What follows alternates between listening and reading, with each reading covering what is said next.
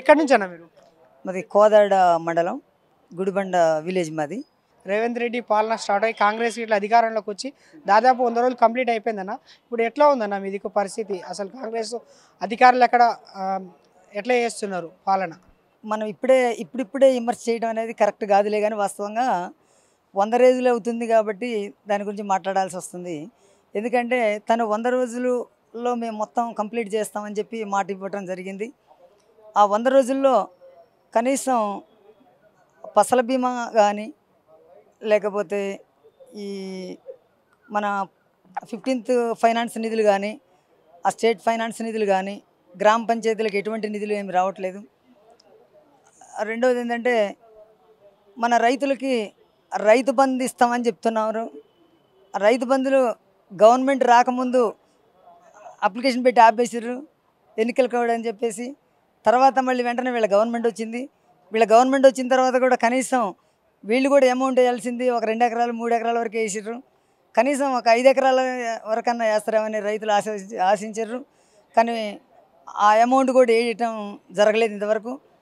మళ్ళీ సన్నబియ్యం ఇస్తున్నారు, అవి కేంద్రం ఇస్తుంది తప్ప రాష్ట్ర ప్రభుత్వం ఏమాత్రం ఇచ్చే పరిస్థితిలో లేదు.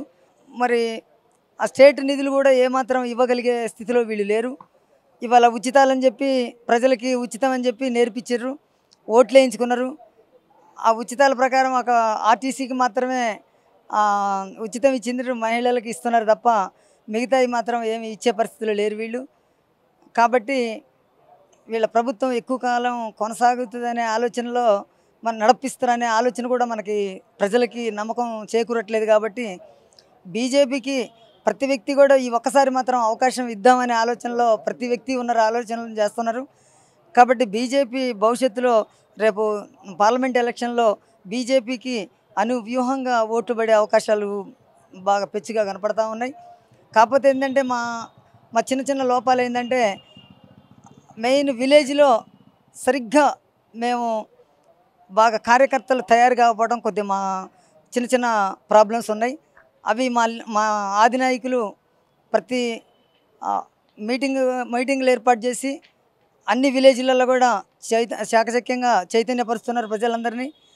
కాబట్టి భవిష్యత్తులో గ్యారంటీగా పక్కాగా 10 నుంచి 12 సీట్లు పార్లమెంట్ సీట్లు వచ్చే అవకాశం ఉంది. పోయినసారి కూడా బీజేపీకి మంచి స్పందన ఉండి కాస్త వెనకబడిపోయినాం.